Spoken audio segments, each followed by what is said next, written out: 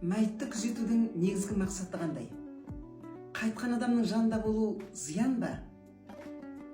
Қазақ ғұрпында адам жан тапсырған соң денені жалғыз қалдырмау аса маңызды болған. Біріншіден, марқұмның мүддесі қараусыз қалып, ит, мысықтың сүйекке зиян келтірмеу үшін күзетіледі. Ал екіншіден, бұл о дүниелік болған адамның сүйегін жалғыз қалдырмай, марқұмға соңғы рет құрмет көрсетудің көрінісі деп қабылданған. Әлбетте, марқұмның мүддесін күзету киіз үйді мекендеген қазақтың тұрмыс салтында ит құстан қору үшін маңызды ғұрып саналған. Ал бүгінде мұндай қауіп жоқ десе де болады.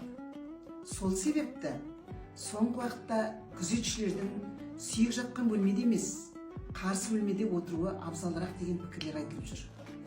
Медицина мамандары өлімнен кейін ыдырау процесі бірден басталатынын растайды.